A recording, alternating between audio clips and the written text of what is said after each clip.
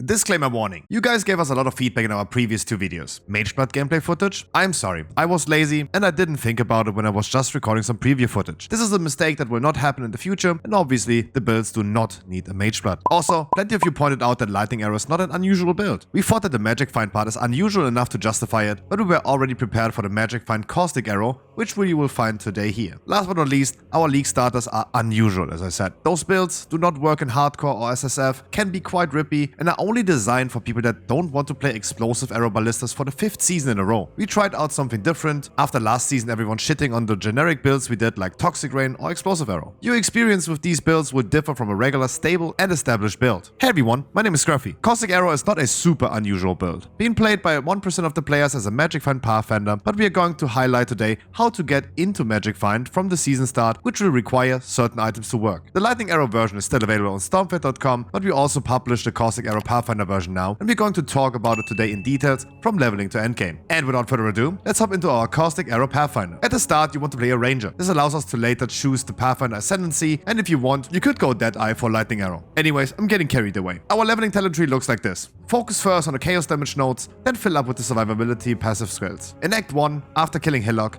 we get Caustic Arrow as our quest reward. Keep the Burning Arrow, we will still use it in Act 1. At level 4, get your Quacksilver Flask and Peer Support as quest reward. At level 8, before Brutus, get Void Manipulation as quest reward and buy Mana Forged Arrows. Starting in Act 2, we go back to Nessa in Act 1 and buy Toxic Rain. We're going to buy all of the gems and pick up Vicious Projectiles and Skitterbots during the campaign in Act 2. Also, we do kill all bandits in Act 2. In Act 3, we slowly hope to get 4 linked items and adjust our gem setup accordingly. And we also pick up our first Cursed Despair. Starting at level 38, in around about Act 5, we switch to an almost finished gem setup for the campaign. Frenzy is going to be another spell linked to Mana Forged Arrows and Volley. We are also buying the remaining auras and should have already enough mana reservation from our passive tree. As always, you want to complete the Trial of Ascendancies after Act 3, 7 and just before finishing Act 10. This also allows us to have plenty of level for it and is not going to be too difficult for all type of players. As a recap, sorry for the flashbang, we kill all bandits in Act 2, complete the Trial of Ascendancy after Act 3, 7 and 9. Always check vendors for free links and 4 linked items. If the colors do not match the suggested gems in our leveling section, compensate with other gems that were listed in parentheses. And of course, don't forget your resistances after Act 5 and especially after Act 10. For our talent tree, we later in the game want to focus on cluster jewels. To start with, the leveling talent tree was already shown in the leveling section. Because we still play the same skill in the end game as we did in the early game, not many things are going to change. During the mid game, we extend further into damage, mana reservation and slowly get into the direction of cluster jewels. For the end game, we want then to scale into these cluster jewels,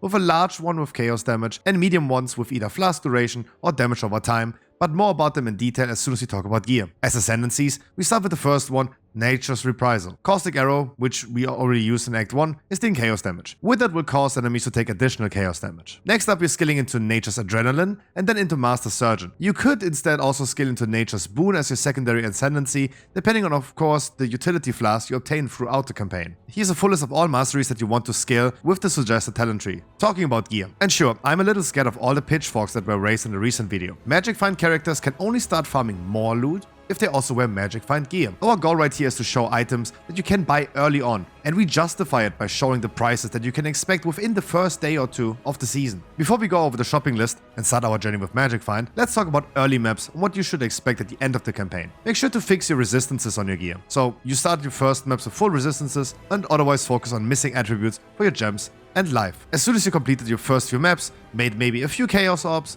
it is time to start shopping for gear and start with Magic Find. Gold Worm is the first item and cheapest item you can get. Movement speed, resistances and item quantity gives you an amazingly strong item for very cheap, starting your journey into it. Sadima's Touch is the next item you can get for incredibly cheap. This item does not yield many stats like resistances, so you always want to double check with all other items that you have. Divination Distillate is a life flask that you can use, and thanks to the Pathfinder Ascendancy, it will not stop running when you reach full life. This flask is already more costly than the other 2 items, which would be already around 4 Chaos Orbs at league start, but you should keep an eye out on it. The whole shopping list and order can be found here. Most items are unique items, which bolster your item quantity. Greed's Embrace is a chest, which grants even more item quantity, but it's a very important slot, which you don't want to replace too early. It's always important to keep your damage and survivability up, and then making a switch to more item quantity items as soon as you can afford by money, but also by running a stable build. Later on, we want to use Widow Hail as our bow. This unique bow gives us 250% increased modifiers from our quiver. Before you can make the switch to this bow, you must make sure to have a very good quiver. Damage and chaos damage over time with attack skills, damage with bow skills, and attack speed are just some of the mods that you want on a quiver before switching to Widow Hail. A really good bow for Caustic Arrow is a regular damage over time bow, which can be very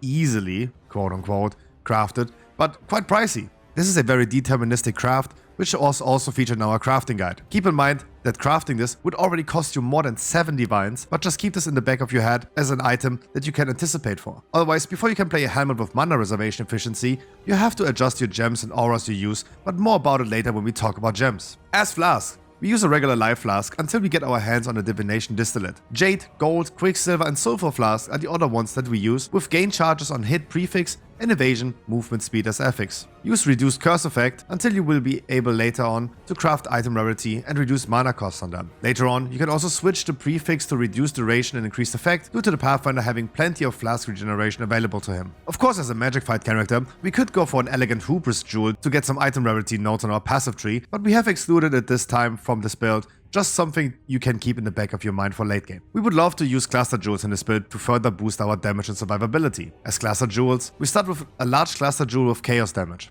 The strongest passive skills we can gain on this one are Unwavering Evil, Wicked Pal, and also Unspeakable Gifts. The medium cluster jewels are either with Flask Duration and then with Spiked Concussion and Brood for Potency, or you go for a damage over time one with Brood for Potency or Student of Decay. Our final gem setup looks as follows. Bar Caustic Arrows linked together with Vicious Projectiles, Swift Affliction, Void Manipulation, Efficiency, and Concentrated Effect. As soon as you get your hands on an Empower gem later on, replace it with Concentrated Effect. We use Frenzy as our second skill, triggered automatically with Mana Forged Arrows. This is going to be linked with Greater Multiple Projectiles and Hex Touch in order to apply our curses, Despair. And as soon as you have a 6th socket available for this one as well, add a last life gain on hit for another small layer of health generation. Flame Dash and Withering Stabs are our movement skills. Immortal Call level 3 is linked to a cast from damage taken level 1, linked together with an increased duration support gem. Our auras are Purity of Elements, Malevolence and Grace. We also use Haste together with Divine Blessing, making it a usable ability that has to be refreshed every 11 seconds, and Inspiration to keep up with the mana cost of it. Without a helmet with mana reservation efficiency, or even an enlightened gem to your auras,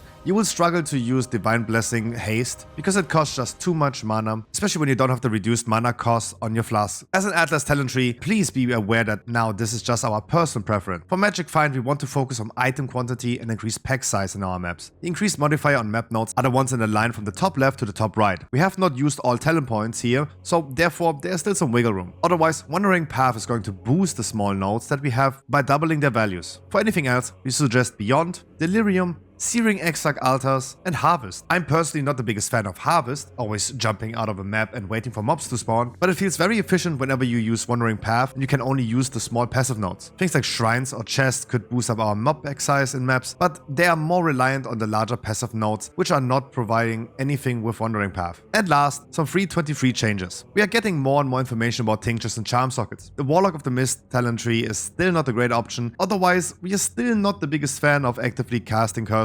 We are all lazy. Sacrificing mobs to boost our damage output might be something, but otherwise, tinctures could be very interesting for Pathfinder, or maybe completely not interesting. The charm sockets still look just like something that would be really cool to have. We love more exploding enemies, and even though the Warcry talent does not scale with Magic Find, it's still something to not forget about.